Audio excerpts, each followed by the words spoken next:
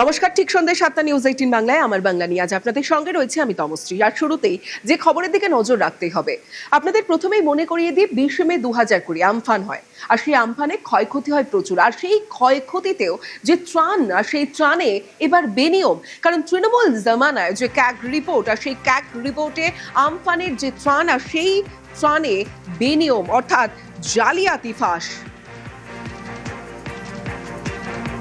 গরমিল ত্রাণের যে হিসেব, ক্ষয়ক্ষতি তৃণমূল জামানার ক্ষয়ক্ষতি ত্রাণের হিসেবে গরমিল, আমফানে ত্রাণ অনুদান ক্ষয়ক্ষতির হিসেবে গরমিল।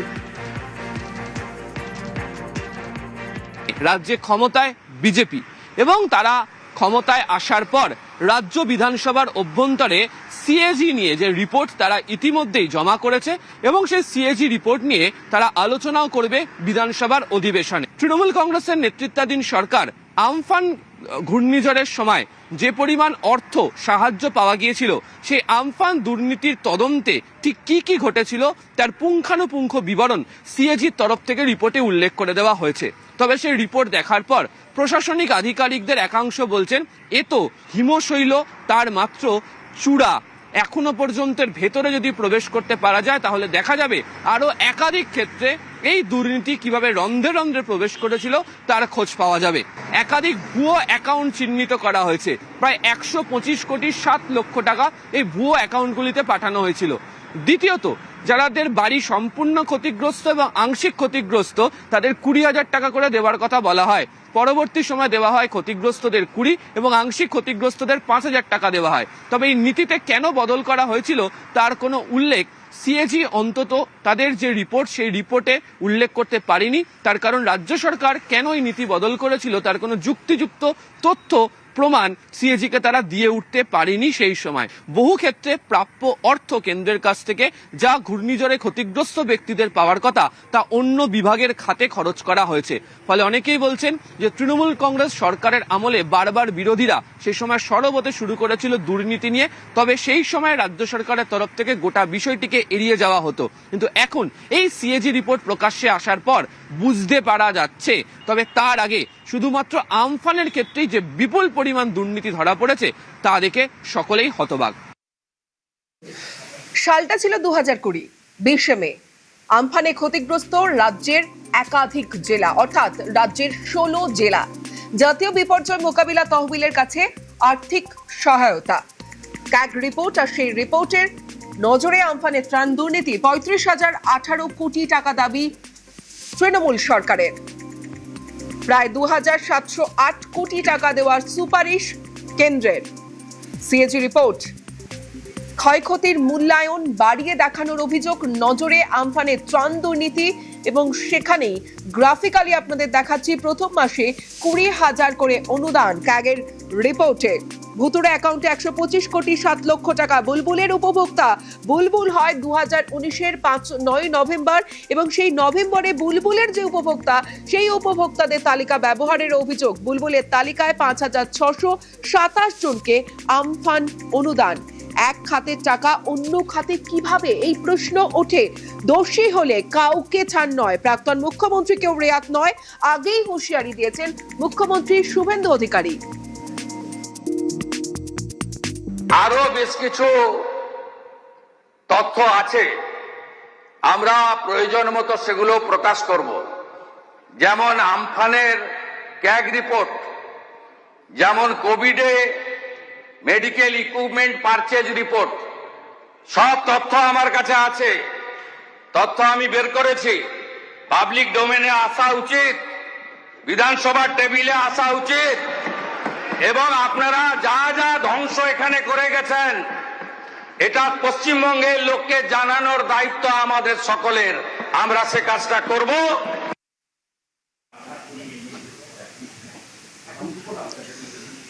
মুখ্যমন্ত্রী শুভেন্দু অধিকারীর হুঁশিয়ারি, আর তারপরে এই বিধানসভায় 25শে জুন ক্যাগ রিপোর্ট, 25শে জুলাই ক্যাগ রিপোর্ট। গত কয়েক বছর ধরে এই সিএজি রিপোর্টগুলো আমাদের বিধানসভাতে পেশ করা হয়নি। এটা একটা বড় সাংবিধানিক ল্যাপস। 28টি সিএজি রিপোর্ট পেশ করতে যাব স্পেশাল সেশন করতে চাই এই সিএজি রিপোর্টগুলোর ডিসকাশন। সরকারের যা ত্রুটি সেগুলো সর্বজনীন রূপে মানুষের কাছে আমাদের পেশ করা একটা কর্তব্য। এই রিপোর্টগুলো হয়তো দেখে আপনারা হয়তো বুঝতে পারবেন কেন আজকে পশ্চিমবঙ্গে ডেফিসিটটা 8 লাখ কোটির বেশি।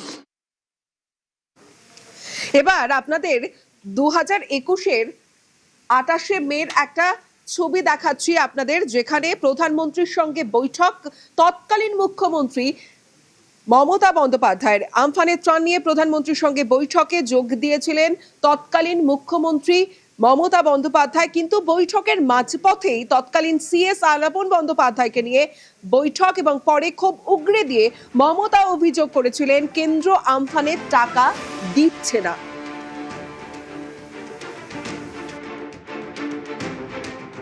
ধিক্কার জানানোর কোনো ভাষা আমার নেই, আর প্রধানমন্ত্রীকে আবেদন করব, প্লিজ টেক সিরিয়াস কেয়ার, বারবার বেঙ্গল যেন বঞ্চিত না হয়। আর হোম মিনিস্টারের কাছে আমার রিকোয়েস্ট থাকবে, কথায় কথায় হিউম্যান রাইটস কমিশন পাঠান, একটা ছোট্ট ইলেকশনকে কেন্দ্র করে হাজার হাজার পুলিশ পাঠান, আর যখন জলে বাংলা প্রায় জলাময় হয়ে যায়, জলমগ্ন হয়ে যায়, তখন আপনি একটা পয়সাও ছাড়েন না কেন? কিন্তু আমফানে কি টাকা দিয়েছেন আপনারা আমাদের? বুলবুল হয়ে গেছে, এত লোককে আমাদের হেল্প করতে হচ্ছে, কি টাকা দিয়েছেন?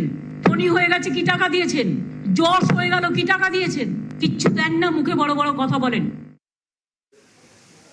আমাদের সঙ্গে রয়েছে নিউজ রুম থেকে কমলিকা সেনগুপ্ত। সরাসরি কমলিকা থেকে একবার জানবো, কমলিকা, এই যে আমরা দেখতে পাচ্ছি একেবারে খাতায় কলমে ক্যালকুলেট করে জালিয়াতি করা হয়েছে, প্রতি পদে পদে একেবারে বেনিয়ম। কোন কোন জায়গায় কি কিভাবে এই বেনিয়ম করা হয়েছে, এই গরমিল করা হয়েছে? এই যে সিএজি রিপোর্ট, এই সিএজি রিপোর্ট এতদিন ধরে পেশ কেন হয়নি?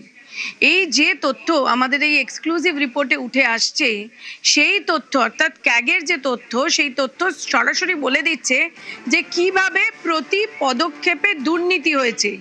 এবং একদিকে যেরকম দুর্নীতি হয়েছে বলে এই ক্যাগ রিপোর্টেই উল্লেখ করা হচ্ছে, অর্থাৎ মিসঅ্যাপ্রোপ্রিয়েশন এবং এক্সাজারেট করে দেখানো হয়েছে, এবং আরও বেশ কিছু ডুপ্লিকেট এন্ট্রি, অর্থাৎ এক মানুষের একাধিক কারণে তার অ্যাকাউন্টে টাকা ঢুকেছে। এবং এই যে জিনিসগুলো ক্যাগ রিপোর্টে দেখানো হয়েছে, এই প্রত্যেকটা জিনিসই প্রতিফলন দিচ্ছে যে এইখানে ব্যাপক দুর্নীতি হয়েছে। আর সেখান থেকে দাঁড়িয়েই এই জিনিসটা খুব স্পষ্ট হচ্ছে যে ক্যাগ রিপোর্ট কেন পেশ হয়নি। আর যদি গত 15 বছরের দিকে তাকাও, গত 15 বছরের দিকে তৃণমূল সরকারের কি বলতেন তারা কেন্দ্র সরকারকে নিয়ে? তাদের বক্তব্য ছিল যে কেন্দ্র সরকার নাকি কোনো টাকা পয়সা দিচ্ছে না। আর এই যে কারণ, অর্থাৎ এই যে বিভিন্ন সময় যে দুর্নীতি হয়েছে, যে স্বয়ং ক্যাগের রিপোর্টে এই কথাগুলো উল্লেখ করা আছে, তার জন্যই ক্যাগ রিপোর্ট টেবল করা হয়নি। এবং এই নতুন সরকার আসার পর এই যে স্বপন দাশগুপ্তটা যে কথাটা তিনি বললেন যে কেন এই এত বেশি ডেট, কেন এই পরিস্থিতি, সেটা ক্যাগ রিপোর্ট দেখলে খুব স্পষ্ট হবে। এটা তো শুধু আমফান, এবং আমফানেই দেখা যাচ্ছে। আমরা এটাও দেখতে পেলাম যে আমফানের টাকা আমফানে না ব্যবহার করে তার আগে যে সাইক্লোন এসেছিল বুলবুল, তাতে ব্যবহার করা হয়েছে বলে উল্লেখ করা আছে। সুতরাং অত্যন্ত গুরুত্বপূর্ণ এই গোটা রিপোর্টে যে জিনিসটা উঠে আসছে। কমলিকা, এই জায়গা থেকে একটু জানার চেষ্টা করব যে আমফানের তো যে ত্রাণের টাকা, সেই ত্রাণের টাকাও 9/6 অভিযোগ সামনে আসছে। সেইটাই সবচেয়ে বড় কথা, যে প্রথমত যে টাকার প্রয়োজনীয়তা দেখানো হয়েছিল সেই টাকা বাড়িয়ে দেখানো হয়েছিল, এক্সাজারেশন, এটাই লেখা আছে। 2 নম্বর কি লেখা আছে? 2 নম্বর লেখা আছে যে এমন বহু ব্যক্তি যাদের প্রয়োজনীয়তা ছিল না, তাদের কাছে তাদের অ্যাকাউন্টে টাকা ঢুকেছে। এবং আমরা জানি যে গত 5 বছর ধরে বা তার আগে 5 বছর ধরে এরকম বহু খবর এসছে, আমরা বহু খবর এরকম দেখিয়েছি, যেখানে আমফানের টাকা যার পাওয়ার কথা ছিল সে না পেয়ে অন্য লোকে পেয়েছে। সো একটা লোকের অ্যাকাউন্টে অন্যান্য বহু সুবিধার সঙ্গে সঙ্গে এই ডুপ্লিকেট এন্ট্রি হয়েছে। 2, 3 কি হয়েছে? 3 খুব গুরুত্বপূর্ণভাবে যেটা দেখা যাচ্ছে সেটা হচ্ছে আমফানের যে টাকা, সেটা আমফানে ব্যবহার না হয় তার আগে যে সাইক্লোন ছিল বুলবুল, তাতে ব্যবহার হয়েছে। অর্থাৎ এটারও যে ট্রেলটা, সেটা কিন্তু একেবারে খুবই দূর প্রসারী, যেটা আমরা জানতে পারছি। দক্ষিণ 24 পরগনাতে এই বিশেষ করে আমফানের সবচেয়ে বেশি প্রভাব দক্ষিণ 24 পরগনা, উত্তর 24 পরগনা, সন্দেশখালী, এই সব জায়গায় পড়েছিল। সেখান থেকে দাঁড়িয়ে আবার একবার স্পষ্ট হচ্ছে এই ক্যাগ রিপোর্ট কি স্পষ্ট করছে। এই ক্যাগ রিপোর্ট একটা জিনিস স্পষ্ট করছে যে এই ক্যাগ রিপোর্ট কেন পেশ করা হয়নি। এই ক্যাগ রিপোর্ট এই কারণেই পেশ করা হয়নি কারণ এই ক্যাগ রিপোর্টে সে সমস্ত দুর্নীতির কথা তুলে ধরা হয়েছিল। অর্থমন্ত্রী স্বপন দাশগুপ্ত তিনি বলছেন সব সত্য মানুষের সামনে আসবে। শুনুন তার বক্তব্য। सर आम्फानेर कैग रिपोर्ट में दिखा गया है कि फॉल्ट मिला है। विधानसभा में चर्चा होगा। স্যার স্বচ্ছতা নিয়েও প্রশ্ন উঠছে, স্বচ্ছতা দুর্নীতি এই আমফানে সবকিছু নিয়ে দুর্নীতি অনেক আছে, সেগুলো 28টি রিপোর্ট আমরা দিয়েছি, টেবিল করেছি। এখন সেগুলো সবাই পড়ে হজম করুক, তারপরে এক এক করে যা করার করব। খাদ্যমন্ত্রী অশোক কীর্তনিয়া তিনি বলছেন বাংলায় লুটপাট হয়েছে, অন্যদিকে তৃণমূল মানেই লুট। তোপ দেখেছেন বিজেপি রাজ্য সভাপতি শ্রমিক ভট্টাচার্য। আর দিলীপ ঘোষের অভিযোগ যে আসল যারা আমফানের উপভোক্তা তারা টাকা পাননি। শুনুন। লুটপাট হয়েছে বাংলা কথা, এক কথায় লুটপাট। আমফান কবে হয়ে গেছে, কি দরকার ছিল এতদিন চালু রাখা? গল্প কারা খেয়েছে লুটপাট করে গেল। সিঙ্গুরে জমি অধিগ্রহণের টাটা মমতা ব্যানার্জি সিঙ্গুরের চাষিদের এক্সট্রা বেনিফিট প্যাকেজ করে রেখে দিয়েছেন। কি দরকার ছিল? এগুলো সব বন্ধ হবে। আমফান আয়লা আমফান কবে সে প্যাকেজ এখনো চালিয়ে যাচ্ছে না, কাদের বেনিফিটের জন্য? রাজনৈতিক নেতাদের বেনিফিটের জন্য। বিজেপির গভর্নমেন্ট পশ্চিমবঙ্গের আমজনতার বেনিফিটের জন্য কথা ভাব। কোনো রাজনৈতিক নেতার, সে বিজেপির হোক বা তৃণমূল হোক কংগ্রেস হোক, কারুর ব্যক্তি স্বার্থ চরিতার্থ করার জন্য পশ্চিমবঙ্গের আমজনতা আমাদেরকে ভোট দিয়ে পশ্চিমবঙ্গের ক্ষমতায় আনেনি। আমফানের বন্টন শুধু নয়, আমফান হোক আর রামফান হোক, একটাই ফান, সেটা হলো তৃণমূলের লুট। সর্বত্র ওরা করে গেছে, পাহাড় থেকে সাগর, কুচবিহার থেকে কাকদ্বীপ, তৃণমূলের একদলীয় একচেটিয়া আধিপত্য, আর তার সঙ্গে 75-25 লুট লুট লুট। সব দুর্নীতি হয়েছে। আমফান বলুন বা ফসল বীমার জন্য বা বন্যাতে যে ক্ষয়ক্ষতি হয়েছিল, ফসলের যে টাকা দেওয়া হয়েছিল, যারা পাওয়ার কথা তারা পায়নি। যাদের বাড়ি ভেঙেছিল আমফানে তারা পায়নি। অন্য লোক 20,000 টাকা আপনারাই তুলেছিলেন, যে ক্ষতিগ্রস্ত তার বাড়িতে যায়নি। প্রধান পঞ্চায়েত, তার স্ত্রী, তার ভাই, ভাইপো, ভাগ্নে তারা পেয়েছিল। এবং তৎকালীন মুখ্যমন্ত্রী মমতা ব্যানার্জি স্বীকার করেছে হ্যাঁ ভুল করে কিছু টাকা চলে গেছে, সংশোধন হয়নি। যারা নিয়েছে তাদেরকে শাস্তি দেওয়া হয়নি, সে টাকা ফেরত নেওয়া হয়নি, কারণ যোজনাবদ্ধ ভাবে পার্টির লোককে পাই দেওয়া হয়েছিল। আর এই জন্যই, এই দুর্নীতির জন্যই 4 বছর নারেগার কাজ বন্ধ ছিল, গরিব মানুষ কষ্ট পেয়েছেন। পুকুর চুরি নয়, এ তো সাগর চুরি হয়েছে। বিগত সরকারকে তোপ দেখেছেন বিরোধী দলনেতা ঋতব্রত বন্দ্যোপাধ্যায়। যতটুকু যা দেখতে পাচ্ছি আর কি, লজ্জায় মাথা হেট হয়ে যাচ্ছে। এ তো ভয়ঙ্কর ব্যাপার। মানুষ এই সব কাণ্ডের জন্যই ধুয়ে মুছে দিয়েছেন। এবার আমরা যারা বিধানসভায় আছি আমাদের তো বলতে হবে, আমরা আলোচনা করব। কিন্তু যাকে বলে পুকুর চুরি ছোট কথা, এ তো সাগর চুরি হয়েছে। আর একটা সরকার যদি সাগর চুরিতে নেতৃত্ব দিয়ে থাকেন, যারা দায়িত্বে ছিলেন সমস্ত রাস্তা কিন্তু তাদের অবধি পৌঁছবে। All roads lead to Rome. এই যে আমফানে এই ভুরি ভুরি দুর্নীতি এবং এই দুর্নীতি নিয়ে বামফ্রন্টের কি বক্তব্য, সৃজন ভট্টাচার্যের সঙ্গে কথা বলেছিলেন কমলিকা সেনগুপ্ত। দেখুন। আমফানে দুর্নীতি নিয়ে বামফ্রন্টের কি বক্তব্য, সিপিএম কি করেছে? একদম রাস্তায় ছিলাম, কান্তি গাঙ্গুলি থেকে শুরু করে আমরা আমফানের সময় মানুষের সাহায্যার্থে দৌড়াদৌড়ি করেছি। অ্যাট দ্য সেম টাইম আমার যতদূর মনে পড়ছে তখনও বিধানসভা পশ্চিমবঙ্গে সুজন চক্রবর্তীরা ছিলেন। আমাদের পার্টির পক্ষ থেকে আমফানে ত্রিপল চুরির বা অন্যান্য ত্রাণ চুরির দুর্নীতি হচ্ছে, এই নিয়ে অসংখ্যবার আওয়াজ তোলা হয়েছে। বরং সেই সময় বাইডেন, যারা বাংলায় প্রধান বিরোধী দল বলে নিজেদের ক্লেম করতেন, সেই বিজেপি নেতারা তারপরেও দীর্ঘদিন তারা এই নিয়ে কেন্দ্রীয় সরকার তাদের হাতে থাকাকালীনও যে ভূমিকা পালন করার কথা ছিল সেটা তারা করেননি। আমরা মানুষের দাবি দাওয়া নিয়ে রাস্তায় ছিলাম এবং সরকারি ত্রিপল চুরি, সরকারি ত্রাণ চুরি, সরকারি এই ইনফ্লেটেড করে দেখানো ইত্যাদি, এবং সেখান থেকে পরবর্তী পঞ্চায়েত ভোট, তারপরে যে পঞ্চায়েত ভোট হলো 2023-এর, তার টাকাটা তুলে নেওয়া তৃণমূলের পক্ষ থেকে, এই কুকীর্তিগুলো বারবার আমাদের পার্টি সামনে এনেছে। সোশ্যাল মিডিয়াতে অবশ্যই দেখা গেছে কিছু মিছিল করণীয়, এটা অবশ্যই বলা হচ্ছে না, কিন্তু যেভাবে একটা অপোজিশন, বিধানসভায় সেরকম তোমাদের প্রতিনিধিত্ব ছিল না সেটাও মানছি, কিন্তু মনে হয় নাকি যেভাবে যতটা ভাবে রাস্তায় নামা উচিত ছিল সেইটা তোমরা নামোনি? সেটাই আমার প্রশ্ন। আমার মনে হয় যে আমরা সেই সময় মানুষের বিপর্যয়ের মধ্যে, মানুষের বিপদের মধ্যে, বিপর্যয়ের পরেও তো আরো 4 বছর ছিল, তাই নয় কি?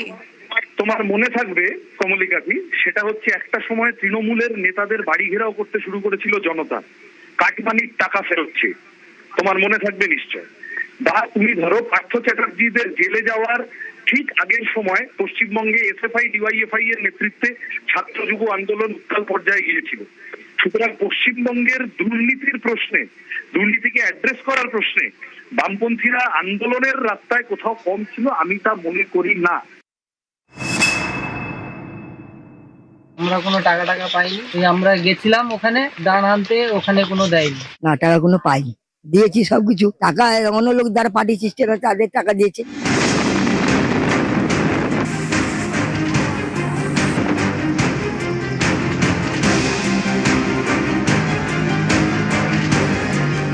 দু 2020 সালের মে তাণ্ডব চালায় সাইক্লোন আমফান।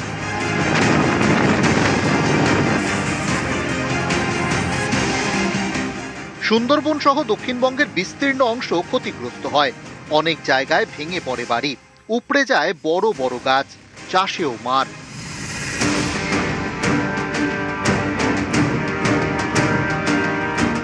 সাইক্লোনে ক্ষতিগ্রস্তদের জন্য টাকা বরাদ্দ করে কেন্দ্রীয় সরকার, তখন তৃণমূল জামানা। অভিযোগ অনেকেই ক্ষতিপূরণের টাকা পাননি। ক্যাগ রিপোর্টে এই ত্রাণ বিলি নিয়ে ভুরি ভুরি গরমিল। রিপোর্টে অভিযোগ সাধারণ মানুষের স্মৃতিতে দুর্ভোগ।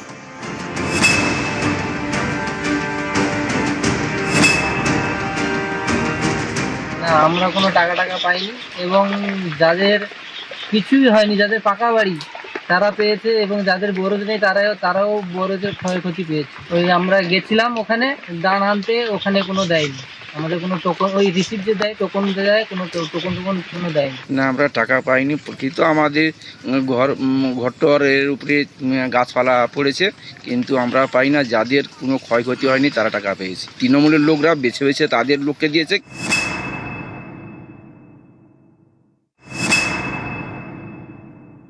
না, আমি কোনো ক্ষয়ক্ষতি পাইনি। যে আমফান ঝড় হয়েছিল, যারা টিএমসি নেতাদের সাথে ঘুরে বেড়াতো এবং তারা আত্মীয় স্বজনরা 3-4টে অ্যাকাউন্ট থেকে তারা টাকা পেয়েছে, কিন্তু আমরা কোনো কিছুতে কোনো ক্ষয়ক্ষতি পাইনি।